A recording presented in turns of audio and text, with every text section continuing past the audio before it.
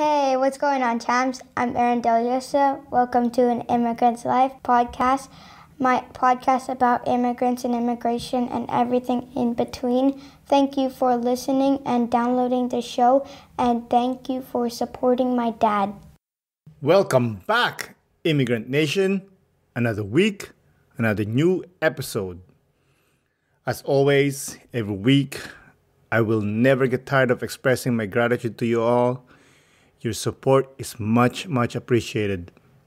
Speaking of support, if you haven't given us a 5-star rating on Spotify or iTunes, please go on ahead as it will allow us to be featured on Apple Podcasts and Spotify, and we will be able to reach more listeners. Also, if you want to reach out, please check my social media accounts at An Immigrant's Life. You can also email me at animmigrantslife@yahoo.com. If you want to come on the podcast, or if you know someone that wants to be on the guest on the podcast, that's the best way to get in touch avec moi. You like that? A little bit of French there. Before we talk about the episode, I want to say that I still can't believe that this guest agreed to come on the podcast despite his busy job at NASA. That's right. You heard it right. Our guest this week works for NASA. I still can't believe it, and I'm so honored to have him on. His story is the quintessential example of following your dreams and making it happen. I think I've said enough. So, without further ado, let's get into the show. Isa, dalawa, tatlo. Today's guest is not just intelligent because he's the engineering operation mechanism lead at NASA's Jet Propulsion Laboratory, but he's also as cool as Benicio del Toro. Everyone, please welcome Elio Morillo. Hey, being put on the same platform or pedestal as my compatriota, that's really cool. I appreciate the Benicio del Toro. That's awesome. Thanks so much for having me. I'm really excited to share my story on this platform and contribute in any way that I can. Thank you for having me. This is a great podcast. Oh, it's a great honor, and thank you for coming, and I really do appreciate it. Also, before we go on, why don't you tell the Immigrant Nation where they can reach you? Yeah, sure. I'm right now I'm more active on Instagram than anywhere else. Feel free to follow my page, The Space Mechanic, brand I've been building now for a few years. And feel free, if you want to connect professionally also, I'm open to that on LinkedIn. Happy to share and have conversations one-on-one with folks. I'm very passionate about outreach and mentorship with students. I know how important that is for people that are exploring engineering careers, especially people that are underrepresented in engineering. So I'm happy to share my insights, my experiences, and help people out in any way that I can. So feel free to reach out. Very open there. Awesome. Yeah, I love when you do these things. Like I said, I've been watching videos of you on YouTube, and my favorite one is the one when you did a talk in front of kids. I forgot which one what's the name of it, but it's like you're talking to the kids about the rover and about Mars, and they're like noisy and talking. I'm like, man, this guy is patient. I'll be losing my shit. I take that from my mom. My mom was a teacher, very, very much retired. She taught little kids, and I used to go with her to her classroom. So I know it requires a lot of patience, but also being very mindful about how to keep that audience engaged. I think there's definitely a lot to learn if you present and talk to kids, because all that engagement, and it's a very different world than if you're just talking to adults. So it's way harder to talk to kids than it is with adults. And it's always super fun, keeping the kids motivated. And I know how impactful talking to them can be, especially about the stuff I do. I want them to be in my shoes in the future, so that's what I hope to do every time I get on stage. So I appreciate that, the insight that you saw one of those videos. I've done a lot that aren't on YouTube. I can't always post about all the talks I do in schools just because it's so many sometimes, but I love it. I absolutely love it. You find it hard to talk to kids? I like talking to the kids. Yeah, but by what I mean with that is talking about technically complex subjects. Okay. And watering it down in a way that's not patronizing. I'm very, very, very conscious of that. And that's a very, very difficult thing to do. Because I want to meet at their level and I want them to engage with it. So it's a difficult thing to do, especially because I'm trained in English. And when I do it in Spanish, it's almost like I'm learning the entire subject from scratch, because I have to go and, my Spanish, I'm fluent, but when I'm talking about technical Spanish, I have to go and actually properly educate myself. And that's a very difficult thing to do, especially when you're watering it down. Yeah, I understand. I used to coach young kids. And I love that you said that, you have to like go to their level and make sure that you're not making them feel that you're better than them, but also make them know that you know some stuff. And sometimes these kids know more than I do.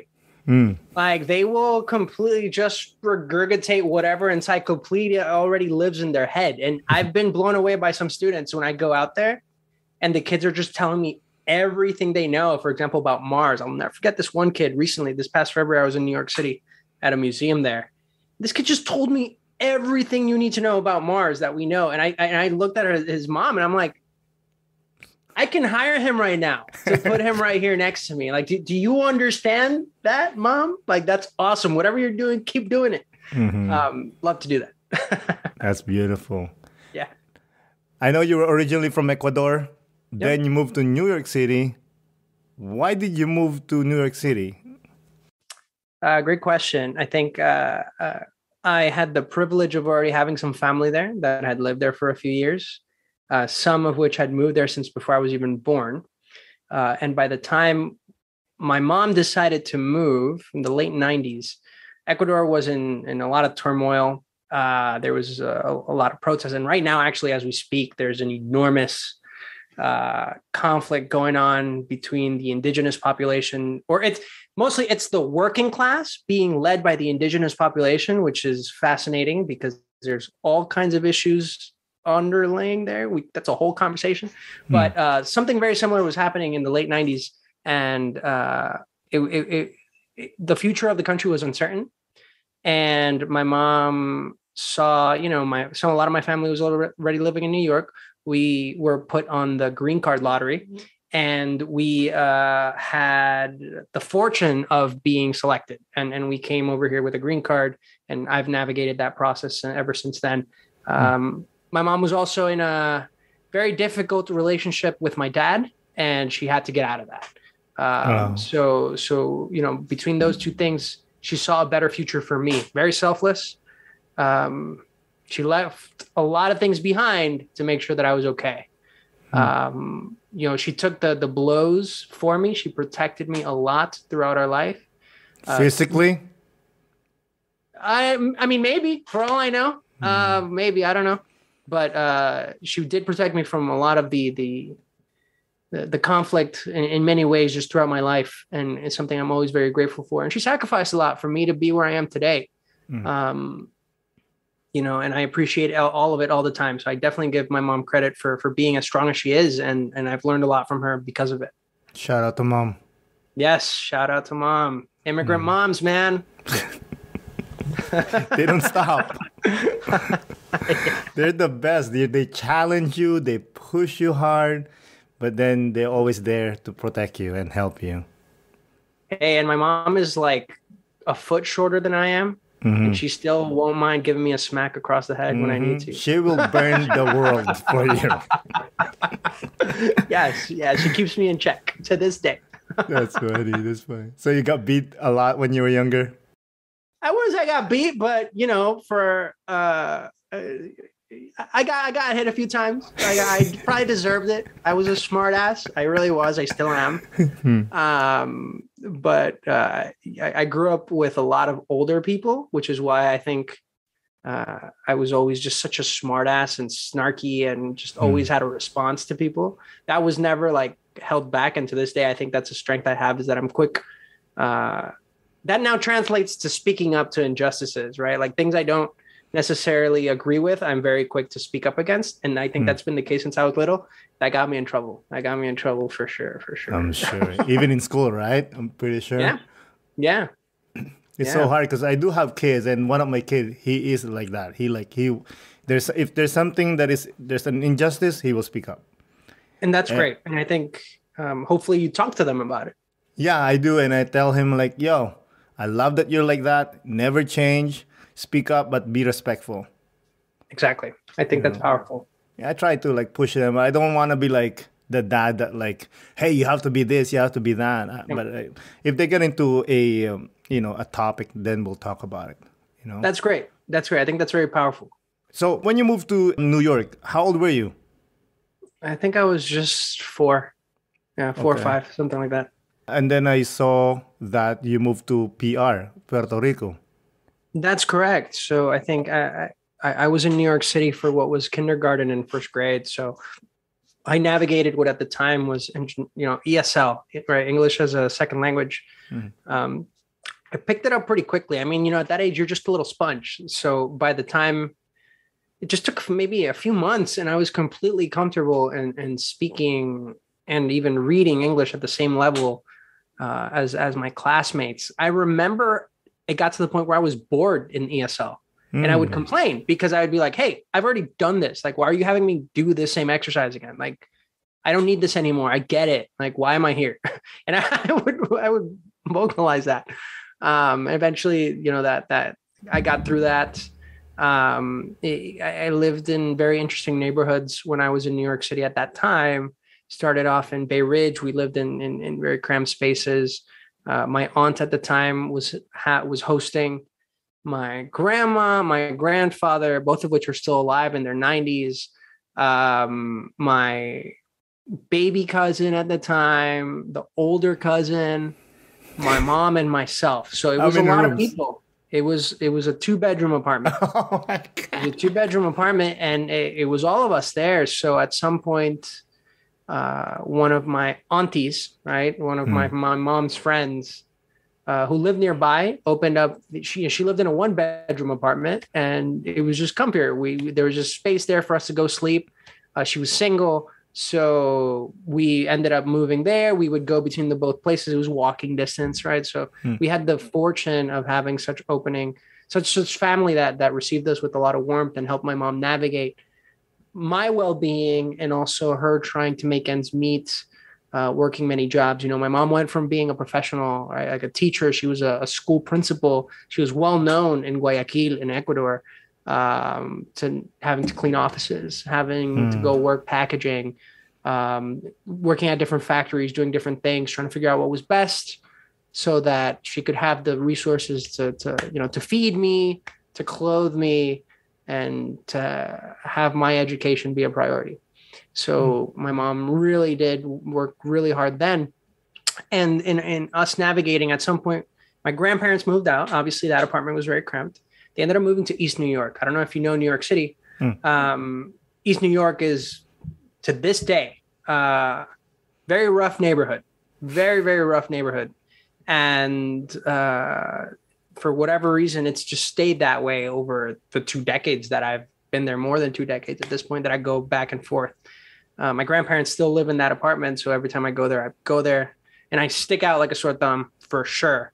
And very rough. So I end up transferring to a school there, first grade, and it was for me a very scary experience because several reasons. Number one, first grade and kindergarten was in this like trailer on the side of the school, separated from the bigger kids.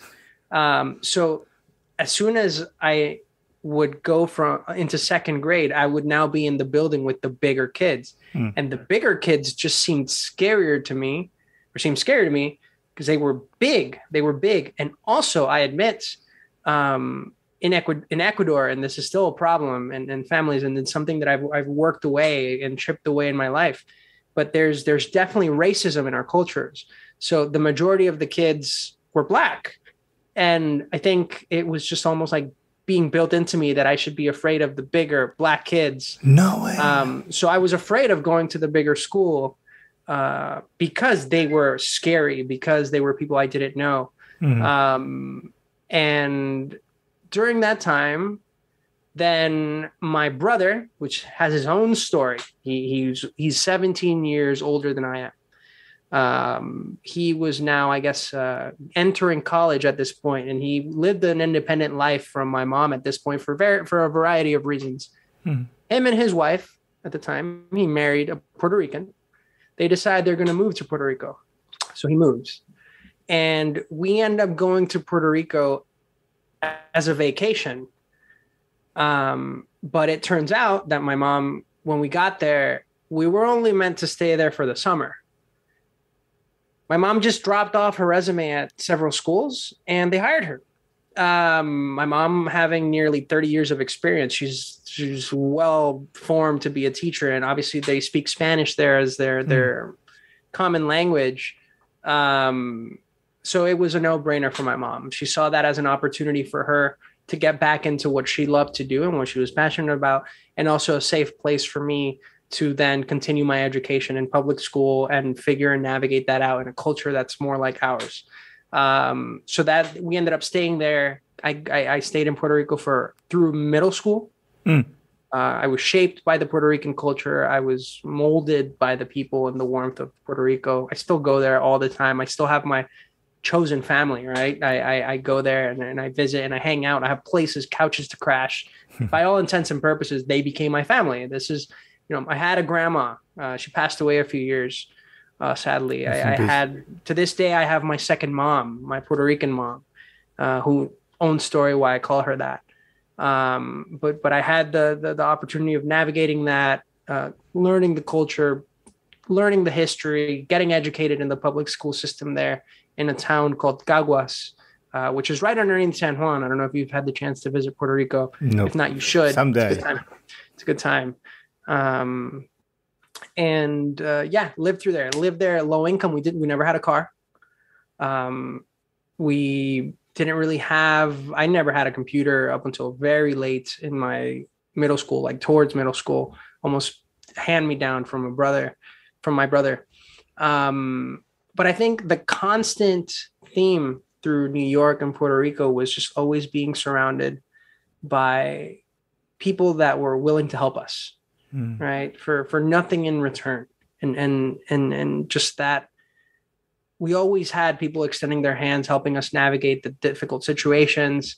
Even though I grew up low income, right?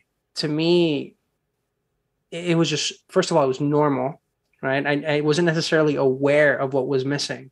But as I started growing and started being exposed to different families, and I did at some point get accepted into a private school with a scholarship. That's its own little story.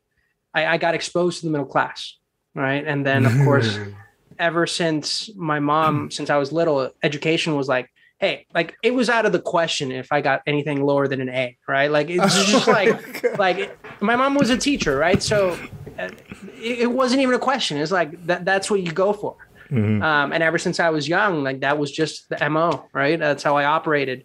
So my study habits were there. My mom was there to help me for things like Spanish. She was a Spanish teacher. But then eventually I just, I was my own driver. I was just like, I just want to excel. It was just in me that I had to do well. And eventually I started learning. It's like, I have to do well because this is a means to getting a college education. And that college education is what's going to expand my access to resources and eventually my family's as well. And I'll be able to support, right? So it was a no-brainer that I had to do well in school and learn as much as I can. In a way, I learned, I chose my family. I learned to network from very early on. And that was my time in Puerto Rico. Puerto Rico then in the mid-2000s started to get in its own shit show. The economy started to collapse in 2006. We could talk about all the driving forces behind that historically and why that has happened. But around 2006 is when you start seeing this new wave of people leaving Puerto Rico. And my mom, being a teacher in the public school system, where she managed to get re-licensed, right? And that's another thing. Even though my mom was working, I saw my mom go to school. I would go with her to university to get her credits so that she could get recertified here in the United States to teach, in Puerto Rico specifically to teach. So education was just all over, right? That's kind of what I was always seeing. While we were in New York, she was taking classes to learn English and whatnot. So I would always go with her, right? She couldn't just drop me off somewhere. Education was it had a constant presence in my life as well as everything surrounding it. And Puerto Rico was going to shit. My brother was leaving, so we stayed in the house where they were. A lot of things happened in between, but ultimately we ended up staying in their house. And my mom says, okay, you know what? I think it's going to be best if we move to New York, especially as you're transitioning into high school. That was a scary, scary proposition for me because now I'm way more conscious. I was 12, 13 at the time, something like that. Yeah. I have friends. I have a crush. I have someone I'm in love with. I have my chosen family, the people I'm familiar with. All that's about to come to an end. But I also understood why, right? My mom had all the intent of making sure I was okay.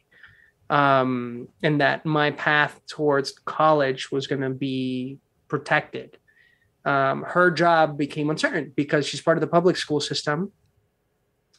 And she saw what happened in Ecuador just a few years back, where schools started getting cut, teachers started just getting fired to, accommodate for the massive debt the government is collecting. And that's exactly what happened in Puerto Rico. The school that I was in and also the school my mom was teaching at actually don't exist anymore. So she had that foresight of preventing living through that chaos. Very difficult time. I have incredible friends because I stayed in touch with them. This was in the birth of social media, right? Like at this point, 2006 is when Facebook was just kicking off. MySpace, which was in its prime. So social media did serve its purpose in my life, where I managed to truly stay connected with my different circles throughout my life because of it. And still am with many of these people that have just shown up and been part of my life. And I try to be a part of theirs as much as I can. So we ended up moving to New York, very difficult time. In the middle of 8th grade too. So I couldn't even complete 8th grade. It was just like, we need to leave. And it was like, oh shit. Okay, let's go. This has become way more popular in recent years. New York Times did a fantastic article and podcast on this on the Daily a few years back. Today, actually, they released another episode on high school education and access to high school, specialized high schools, and the process of admittance into that, which I invite listeners to go explore. Because unknowingly, what that means for us is that now we're leaving Puerto Rico.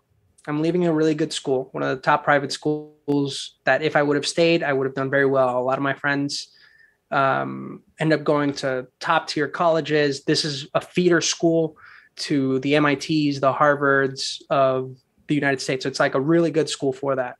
I'm leaving that behind, right? Unknowingly, we're flying into the systemic racist or the very racist system that is New York City public schools.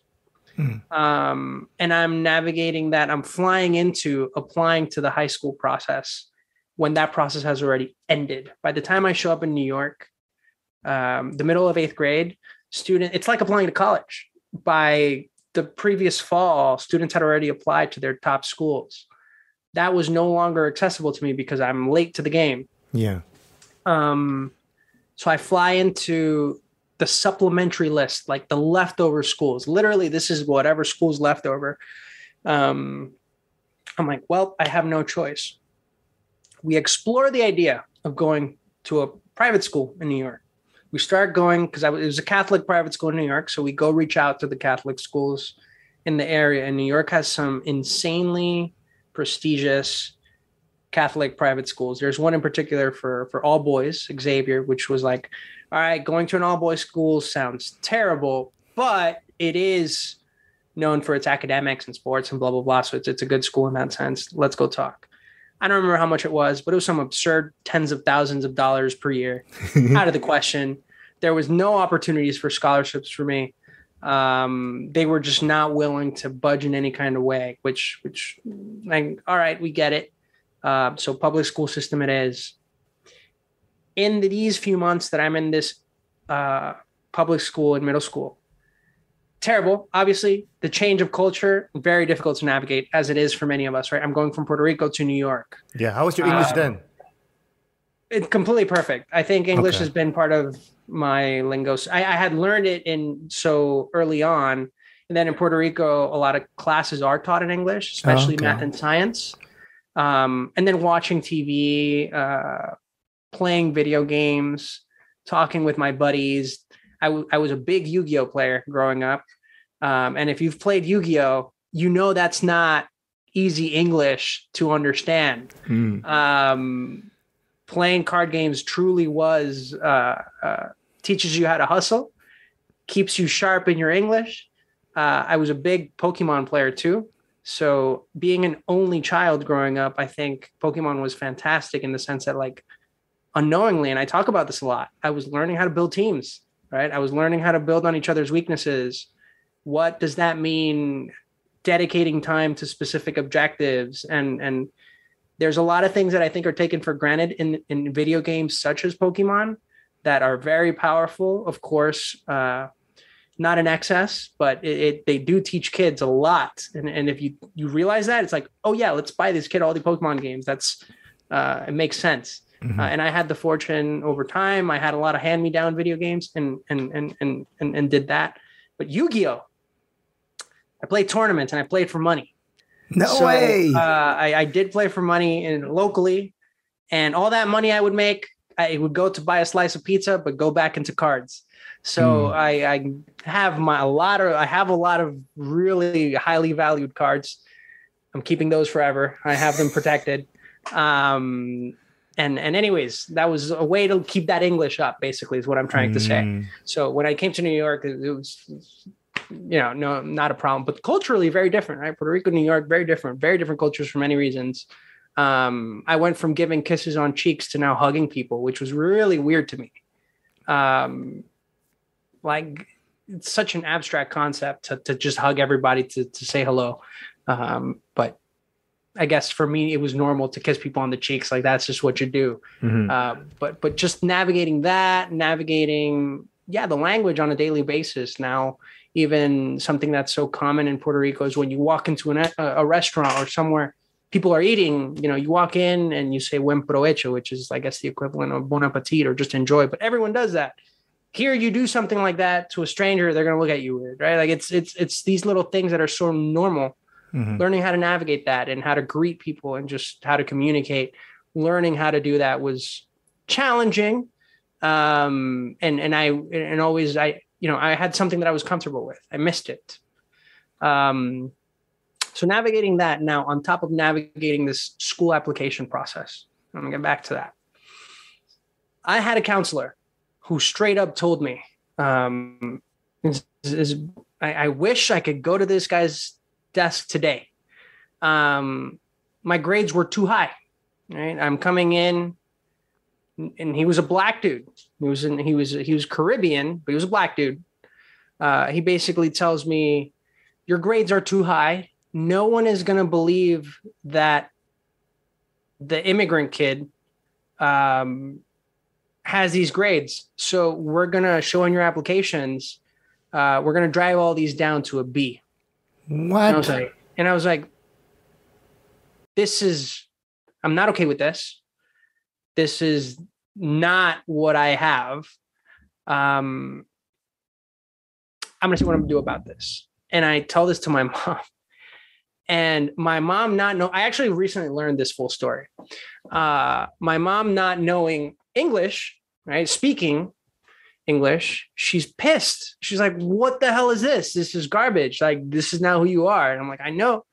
The next day, she gets my uncle, who we're living with at the time. He, my Tío Fernando opened his door to us when we came back to New York.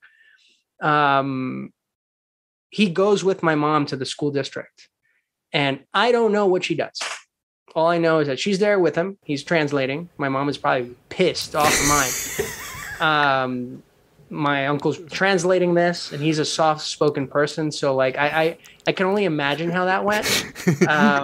But all I know is that the next day I get called into this counselor's office, and he shows me that he had fixed my grades, and that was the end of that.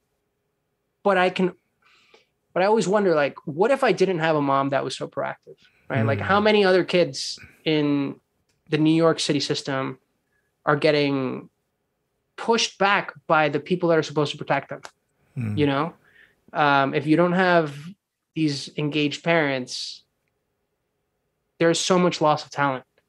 That's definitely happening to this day. And I was fortunate enough that the school that got my attention in that list of supplementary schools is called New Explorations into Science, Technology, and Math. To someone like me, it's like, wow, perfect, great.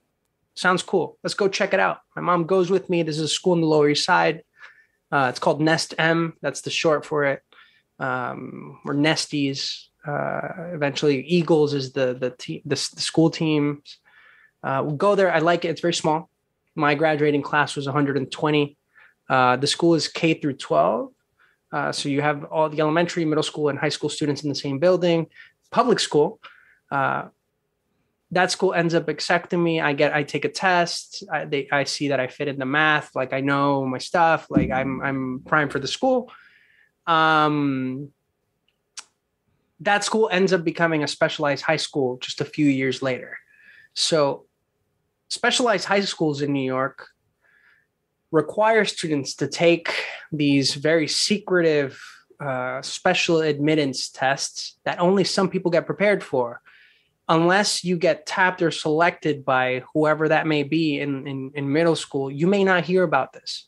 There are some middle schools that are way more proactive, but most schools in New York aren't preparing students for those examinations, and people simply don't know about it. Like, I graduated Nest without knowing that this specialized test that I didn't have to take was even a thing, right? Like, I had no idea that was a thing, and that still happens to this day, and that affects disproportionately the schools in low-income communities. Students have no idea that they need to thrive for these tests to be able to go to the top tier schools. So on top of the divisions that already exist in the middle schools, which is something I'll talk about in a moment, then they also have this barrier to entry into top tier education, which then obviously then is closing doors for many of them to even go to community college, or even further than that to four-year institutions. So I always wonder, like, again, if I didn't have my mom be as proactive as she was, I would have been lost in the system. For sure. Right. These are things that happen to this day, and it's something I'm very vocal about. And when I go to the city, I try to talk to kids about this stuff. And that was another thing I was navigating to, right? When I got accepted into this middle school that I came into, that 8th grade, it was a tiered system. You had an Excelsior system, which is honestly the white kids.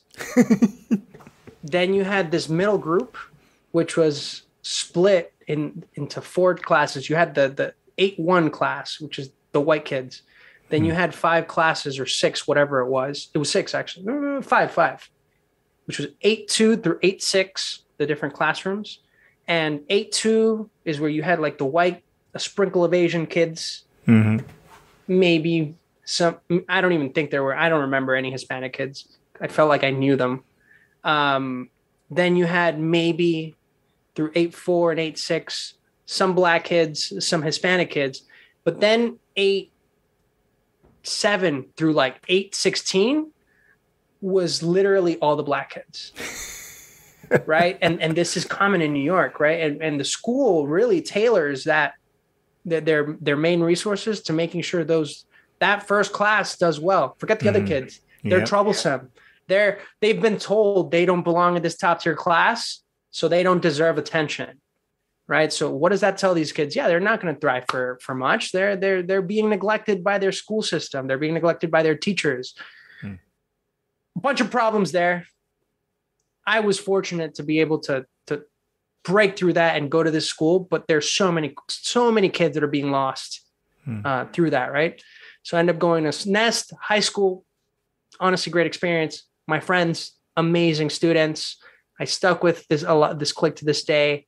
We pushed each other. We would bully each other if we get funny grades, right? Like we did it in good faith. We had soccer. We never got a funded team, but our little scrappy team would do very well for the most part.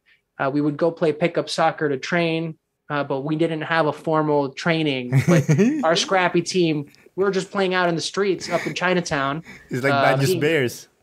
Yeah. We're a scrappy team playing in Chinatown, eating dumplings because they were $1. To this day, my boy Young at Dragon Dumplings, shout out to him. He's still around. He used to be called Prosperity Dumplings. He fed us. He had no idea, $1 for someone low income. Amazing. I could eat like 10 dumplings in a sitting. I can't do that anymore. It's like my stomach just won't hold it. They were amazing. And we'd play soccer and we'd go back to school. I had the fortune of having incredible mentors and teachers. Got involved in a research program because one of the teachers was very, very involved with an NYU professor. So immediately it was like they were preparing us to succeed, right? So I was very fortunate of that. Ended up getting accepted into a bunch of colleges for a bunch of reasons. Ended up at Michigan, did my undergrad there. True life-changing experience. Going to college, as many people know, opens up the doors to the world. Right? It's not just going after the degree. So when I hear that people say that, oh, the degree is useless, going to college is not just about the degree. If you're doing it just for the degree, you're doing it wrong. You go there, obviously, to get good grades, because that's going to open up some doors for grad school and jobs. You go there to meet people, to go open your views to the world, go network. Yeah. Go do even study abroad, travel abroad, get internships, right? Like college opens up truly your experience from what you used to think was normal now to what other people's normals may be. And I think that, as much as people are saying degrees and schools are not going to exist or be needed in the future, I disagree. Nothing replaces being thrown in a brand new place to go learn from other people. Maybe there's other ways of doing that, but truly that's what you get out of college. And this idea of graduating successfully is something that I'm very very, very adamant about, because not only did I graduate with a degree, but I also graduated with opportunities, right? It wasn't just like, oh, I'm done here, I'm going to go now struggle and apply to a gajillion jobs. No, I had options, right? I navigated internships. I had incredible mentors that helped me through all of this. I struggled in school, but I had academics. I had tutors. I had people I can go supplement my main classes with. I had access to scholarships. I couldn't afford a suit. The College of Engineering helped me buy a suit for those first conferences when I was a freshman. Michigan did a lot of really incredible stuff for me, and was, I had mentors and resources just thrown my way, and navigating that. I wouldn't have been able to do it without the mentors that I had. A lot of which have become friends, and I still have relationships with them. But Michigan opened up the doors into aerospace for me. I did internships, GE Aviation, at Boeing, at SpaceX, at JPL, and ultimately. So, you worked for SpaceX? I did. I had a stint there in 2014, I think. 2014. So I worked on the Dragon capsule for a few months, and then worked at Boeing as well immediately after. So I've had a very broad set of experiences. And then that opened up my opportunity to go get a master's in space engineering, space systems design. And then I've been at JPL for the last 6 years, doing incredible work with the Mars 2020 mission, with the rover, from testing hardware to designing some hardware needed to support these tests, architecting how we're going to operate the rover, tools necessary, because now I'm doing operations and now I'm leading a team of people that are systems engineers, developing new capabilities for the rover, ultimately trying to answer whether or not we're alone in the universe. So that's my story in summary. I love it. There's a lot of in between, No, I love it. For the listeners, explain to them what rover are you talking about, just in case they don't know. Yeah. So the rover that is currently on Mars, the Mars Perseverance rover, part of the Mars 2020 mission, is another step that we've been building over many decades. NASA has been on Mars since the 1970s through a series of landers and rovers. Our first rover was the size of a microwave. Rover Sojourner got sent there in the late 90s. Then we had the Mars exploration rovers. That first one was to, first of all, test, can we even use a rover on Mars? Then we built the Mars exploration rover, Spirit and Opportunity, which many people may be familiar with, smaller, about golf-sized carts. We're trying to see with that, was there water on Mars? They helped us confirm that there was water on Mars. Then we sent MSL, the Mars Science Laboratory, massive rover, right? The size of a van. Okay, were there ingredients on Mars that could have become life? Yeah. The rover helped us confirm that there was organic material on the surface of Mars. All right. So now that all being said, we had ingredients, we had the environment at some point in the history of Mars. Was there ever life on Mars? And that is where Perseverance steps in. We're trying to understand if there's any evidence of ancient biology that could have existed. Now, we're not going to find green people, okay? Mars never had an environment to support complex life like us. But all the theory and all the studies suggest that maybe microorganisms could have developed on Mars at some point in the history. So you can see that by studying rocks, right? By studying the geology, by seeing what's left over if life ever existed, what kind of organic material remains. So we have some instruments that are helping us see that. And well, we're basically trying to see, all right, this right here that we're looking at is a really good candidate for something we would want to study more closely to determine if life existed on Mars or if it exists today. Let's package it up. Let's seal it in a tube. And let's wait, because in the next few years, we're going to send a follow-up mission that's going to go pick up those samples and bring them back to Earth so that we can more conclusively study those samples and say, yeah, this right here, this points to life having once existed on Mars or existing today. So that's where Perseverance stands, and we're very excited for everything that we've been accomplishing so far. That's amazing. Who controls the rover? We do on the ground. On the daily basis, we assess the data. I'm part of the team that assesses the data. Then we have a team that takes that data and plans the next day's activities. So we have this cycle where we assess, we feed forward, plans get made, and then those plans get executed. And the objectives are different depending where we are in the local area of the rover called Jezero Crater. And to give people context of that, Jezero Crater, think of it kind of like the Mississippi Delta. If you take a satellite image of what the Mississippi Delta is towards the Gulf, where it's this massive river that just opens up to the coast, that's where we are. We're in an area very similar to that on Mars, where we once believed there was a lake. All the evidence indicates that there's a lake. And if you look at satellite images, it's like, oh yeah, this is obvious. Like, there's clearly a massive body of water here. You can see it in the rock shapes, and water flowed through here. And this delta is where a lot of material could have deposited over many billions of years that could right now be holding evidence of life that once lived there, or that lives there today, right? Like we don't truly know that. So that's where we are, and we plan that area, navigating that area accordingly. And we have our helicopter buddy. I love this thing. I didn't even know about this.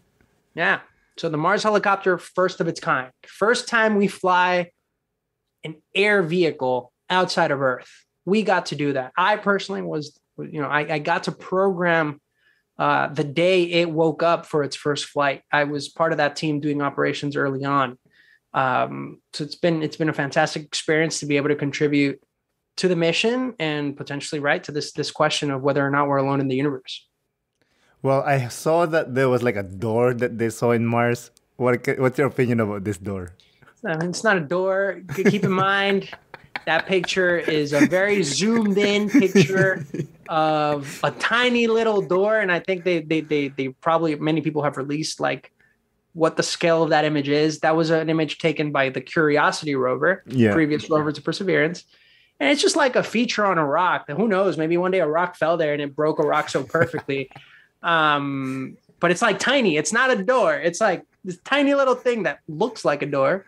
And the scale, unless you have like a banana for scale, like obviously you're going to be confused, but it's just like a little hole in a rock that broke once. Who knows? I couldn't wait to ask that question to you. I knew how you're going to react with this. Is not a door. It's not a door, man. Not a door. That's amazing. So you said you landed in the Delta. Yep. I'm sure it's a team, right? But what made you guys decide that that's where we're going to go? Yeah, great question. It was a study done by science teams across several years. There were several sites across Mars that seemed interesting, right? We have our orbiters on Mars that have mapped out like big picture, macro scale, like what kind of materials are where on Mars? What's the environment on Mars? We have a good idea, but we want to now closely interact with those materials. So several sites were selected. And then over a few years prior to the launch of the mission in July of 2020, the scientists finally said, you know what? Jezero crater is compelling because such and such. We believe this is where we have the highest chance to find evidence of astrobiology. Let's go there. But that was a series of multiple years of discussions, conferences, and scientists from all over the world getting together and deciding that. That's crazy, man. Yeah. What happens if, God forbid, this rover gets stuck? What do you guys do? We'll cross that bridge when we cross it, man. Well, no, you have to have a plan. I mean, it depends. I think it depends, but very unlikely. We've learned to navigate across the surface of Mars. We have had the experience with the Spirit rover. It got stuck on sand. So we couldn't move it anymore. So it just kind of becomes a lander at that point. You're just stuck. You can't move it elsewhere. That's it. It is what it is. This rover, very unlikely that would happen. We're also very careful about where we drive. You won't just see us driving into a dune of sand. We won't just do that. We have really good ramps. Right. We have mapping capabilities. The rover has autonomous capabilities to know whether or not to drive under certain conditions. So very unlikely situation is what I will say. Awesome. But seriously, in the case it happens, TBD where we are in the mission, right? Because right now we're in the process of collecting samples. Soon, later in the year, we're going to decide where exactly we're going to drop it off. That will become public, and then the next mission will be sent there to pick up those samples. But depending, right, if something goes terribly wrong before that, we'll have to decide as problems arise. Right. We hope not. Hope not. Okay. What would you say to people that you guys are wasting money in space? Why don't you just solve world problems? Yeah, the answer to that is actually there's multiple answers to that. I will say for those that are very data driven, okay, there's a whole report that was released, I think, in late 2019 that under the Trump administration, there was a study conducted of how much money goes back into the economy from for all the dollars invested into NASA. And I forget the exact numbers, but it's a significant amount of money. NASA, for all intents and purposes, is one of the best return for investments within the federal government, just in terms of how much technology gets developed and then gets released and taken by commercial entities. How much money just flows from our salaries outside into the economy.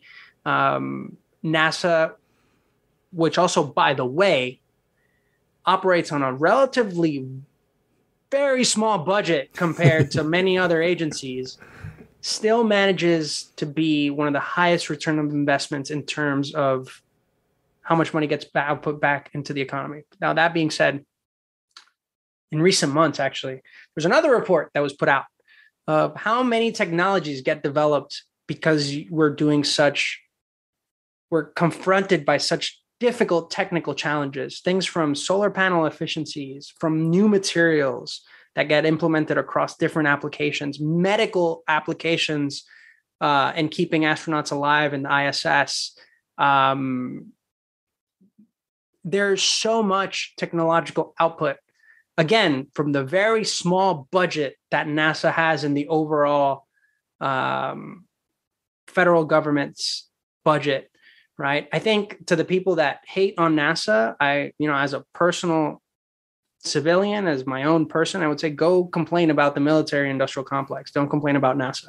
Mm-hmm. Everything we do is public. Everything we're doing is for the good of the world. You can argue otherwise elsewhere, but everything we do is for science, right? For the advancement of humanity. And there's truly no argument against that.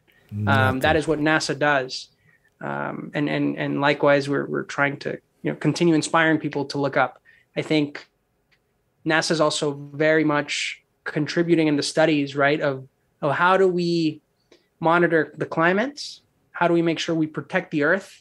Because I think that one of the really good things about these careers we have that force us to look up is to understand how special Earth is and how we truly need to take care of what we have. I think that's a very privileged position because I get to directly interact with the data coming from other planets and realize, like, wow, this is truly the planet that's meant for me as a human being. I need to really take care of what I have, take care of the people I love, and take care of all those around me that to live in harmony. I think that's very important. When you look up, it makes you realize how a lot of the conflicts we have on Earth are so insignificant. Mm-hmm. A lot of the troubles people create, humanity currently battling. We really need to put our many differences aside because we are very special, and at the same time, we're very fragile. Mm-hmm. So anyways, it's a privileged position to be, but keep in mind, again, your dollar, especially for taxpayers, is being put to good use from the NASA perspective. For sure. All right. Talking about Earth. Do you think it's more viable for humans to move to a Goldilocks planet or just inhabit Mars by setting up a colony there? I believe it or not, I realize the value of potentially having a second planet, but I'm more aligned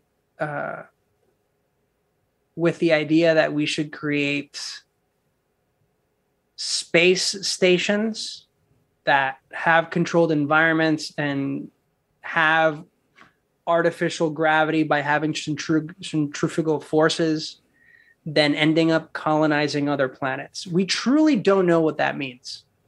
But places like Mars are not hospitable to humans for many reasons. We truly also don't understand what that means in the long term. I'm the believer that maybe Mars is going to be a good science output. Maybe Mars will be a great candidate for heavy industry. We want global warming to be existing there. We want to truly make that planet warm. So go have heavy industry on a planet that is inviting for that, right?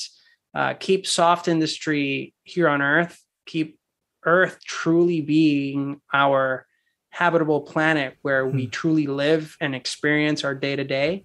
Other planets should serve to our benefit in some way or form.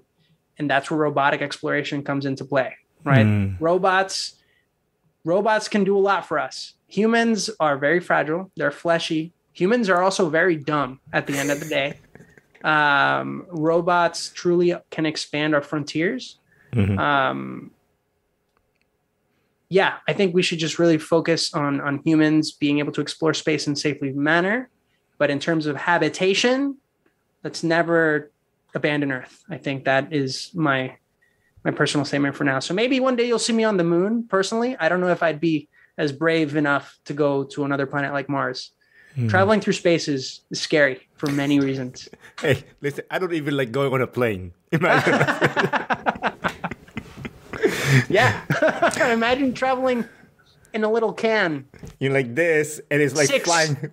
7 months without certainty that you would return home. Right? If you decide to travel to some place like Mars, it is a difficult thing. we'll navigate it over the next few years. We have a lot to go. I think within our lifetime, we are going to see people touch Mars. That it will happen. In terms of colonization, it's going to be a long time if we even get there.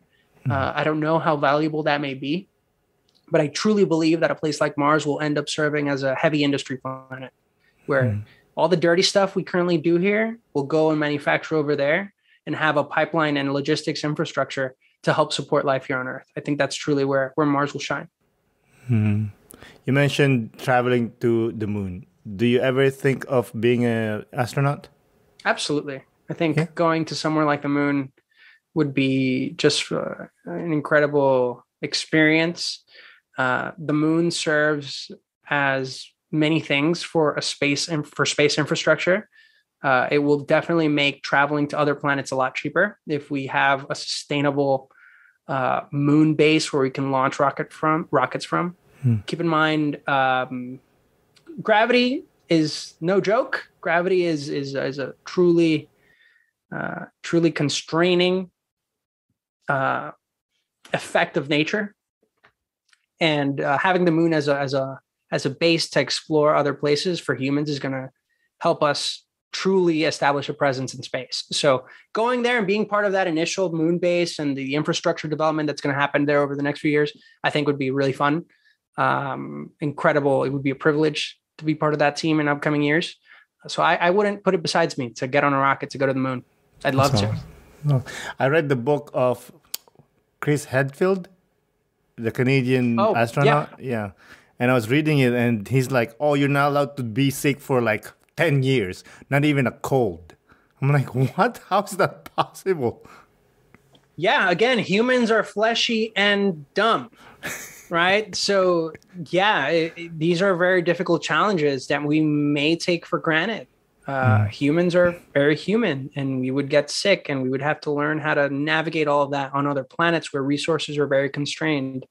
So you're absolutely right. Like all these things are people are attempting to account for as we're developing the Artemis mission, the upcoming Artemis mission, and everything to explore and establish a presence on the moon. So lots of work to go. And we're going to see a lot of it in the next few years, I think. I'm excited. What's the Artemis mission? The Artemis mission is the United States program to put people back on the moon. Artemis is the sister of Apollo. So it is also the mission that will put the first woman on the moon and the first people of color on the moon. That's awesome. I saw that the Latina woman that went to space. Was she on the SpaceX? I don't remember. You posted it. Oh, you're probably talking about Katya. Katya went to she took a suborbital flight with Blue Origin. So she got to experience the overview effect that many astronauts talk about, and being able to witness the Earth from that altitude. I think it's awesome. She is technically the first, I think, Mexican-born woman to go to space. And she is yet another pioneer within the community, because there hasn't been many of us that have been to space, right? We've had Elena Ochoa was the first Hispanic to go to space. So she's now a lab director down at Johnson Space Center. Elena Ochoa is incredible person I look up to. She's still very active in the space community, obviously, and doing outreach and doing all kinds of stuff. We've had other astronauts as well. I'm forgetting his first name, but Hernandez, who's now also having his own farm making wine. He's fantastic, and he was an astronaut, one of the first astronauts. He's from LA, from SoCal. So yeah, there's a few Puerto Ricans as well. There's two, I think, at this point, and it's great to see that representation, because then they know it, that what they do and their successes is going to inspire a lot of people like myself and others that continue coming after us, right? So maybe I won't be the first Hispanic in space, but I surely won't be the last. And I think that's what I'm hoping to accomplish here.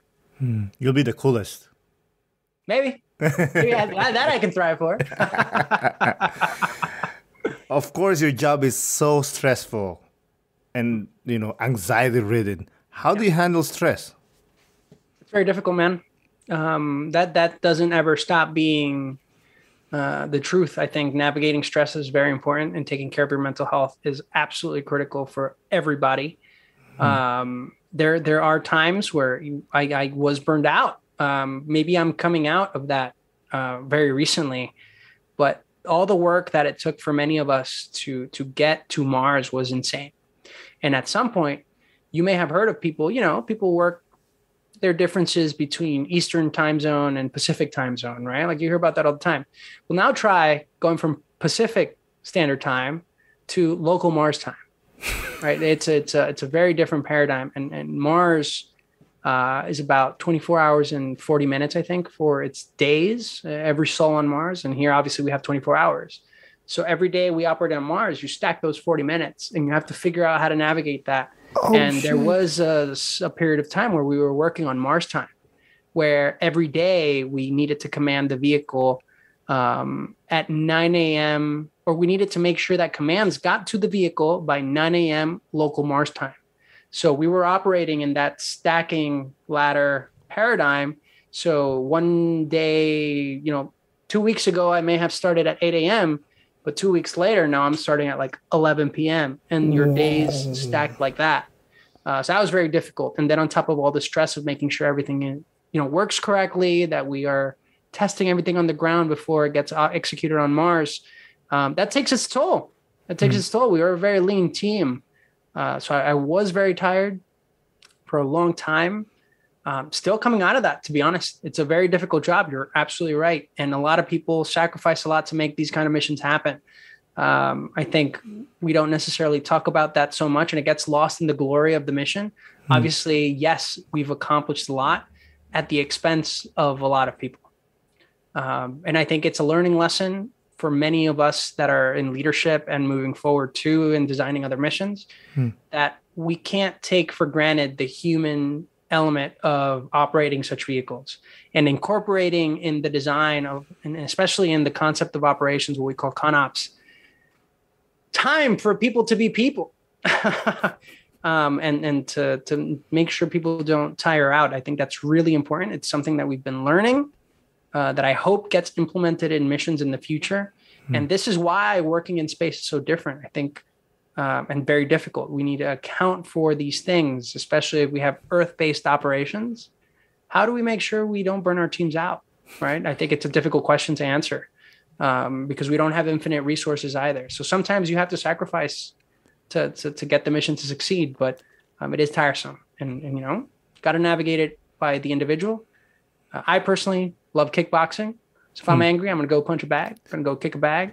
It's going to be great. I dance a lot too. I love doing my salsa, my bachata, my merengue, my Latin dancing is a blast. Recently, I've picked up photography. I really make sure not to take for granted the time with my loved ones. I now have a puppy. So, for those of us, where'd he go? He's probably outside playing. He just got his first haircut today, so he looks really cute. So, keeping myself grounded, spending time with my girlfriend, who's very supportive, and keeping in touch with family, going to see them when I can, which is hard during COVID, but made it happen here and there. And now, whenever I can, go spend time with my grandparents. Like I mentioned, they're in their 90s, right? So, spend the time as much as possible. Anyways, take care of your mental health. It's important. Exactly. Listen, I could talk to you for days and have thousands of questions, but I'll just send a DM to you. But I think we're getting there. But before we close out, I just have one question, if you don't mind. What advice would you have for aspiring people that wants to work for NASA or for engineering? Yeah, I'm going to answer that question in the context of the United States. All right. To be very clear, that means if you are a U.S. person, and then I'll have my answer for the non-U.S. people. So for U.S. persons, number one, I think surround yourself by people that challenge you and you can share your ambitions with and push each other to whatever your limits might be. It's really important. And coming up with vision together and extending a hand where possible, right? It's not only about seeing yourself rise, but how can you bring others with you? I think that's very powerful. And there is a truth to working hard, but also realize that you don't need to do it alone. Work hard and ask for help when you need it. That'll get you very far. because you'll also learn through that and hopefully teach others. I think those are the main things. Also, if you're trying to work for NASA, you don't only have to be engineers and scientists. I'd love for everybody to be an engineer and a scientist, but I realize that other people have other passions, right? We have business folks, we have communications folks, we have teachers, we have people that do HR, we have all kinds of efforts for media development and art. So if it is NASA you're trying to come and join, there's many ways to do it. Not only just engineers and scientists, right? So be mindful of that. But for those who are non-US persons that are maybe listening in from other countries and they want to get involved in space industry, if you want to come to the United States and work in the United States, frankly, the easiest route to that is going to be for you to get a PhD in a technical field. And you have to specialize in something that really gives a compelling argument as to why you should get hired over a US person. Go after a PhD. And now other programs, I think the incredible thing of the commercial industry that's being now developed in space is that it has enabled lower cost and access to space. So many countries are now developing their own space programs through CubeSats, through satellites. There is a way for people to now bring those technologies to their respective countries. And that leads to more industry, that leads to economic output, to people getting educated. So I do empower folks, if they can, if they have the resources in their countries, establish your space industries or get involved in the many that are growing across all the different continents. It's a very exciting time for space. It's only going to keep getting more exciting. We see more players every year. We see more schools, companies all across the world getting involved. And I think it's going to push us to be more collaborative across countries, which is always a good thing for humanity. So space is a great place to be. Wise word from a wise man. Listen, Elio, I really appreciate your time and coming on the podcast. And before we close out, I have to say, in behalf of all the humanity, thank you. And thank you for all the work that you do to save our dumbasses. We're trying our best. We're trying our best. No, but seriously, thank you for sharing these stories. I think it's really important for others to listen in, especially for other people, that are trying to emulate whatever roles we may have now. We have navigated our own individual stories, and hopefully we can teach other people from that. That note, I think this is the first podcast I'll say this publicly. I'm releasing a book about my story and all the intricacies of what my story is. Everything that I summarized earlier, there's a lot that happened in between. I had the privilege of working on my memoir for what it has been my upbringing. I have plenty to still do, but I do want to make sure the story gets out there. But my publisher through HarperCollins, we're going to be releasing the book early 2023. So be on the lookout for that, both in English and Spanish. The Boy Who Reached for the Stars. I'm really excited about that project. It's been a fantastic learning experience, and I'll be doing a tour and all that. So keep up to date in my social media, and you'll hear more from me about that through there. Awesome, man. I'm excited. Can't wait to read. Yeah, there's a lot of fun anecdotes there, and I think a lot of really good things that people can learn about. So I'm really excited to share that with everyone. Awesome. Again, thank you for coming on again, Elio. Thank you so much for having me, man. I'm here if you ever need anything. We want to talk about space again, let me know. For sure. Have a good day. Bye. Have a good one, man. Thanks so much. Thank you. Again, Elio, thank you for coming on the podcast. I really do appreciate it. Thank you, listeners, for listening. This is Aaron Del Llosa for An Immigrant's Life. I'll see you guys later.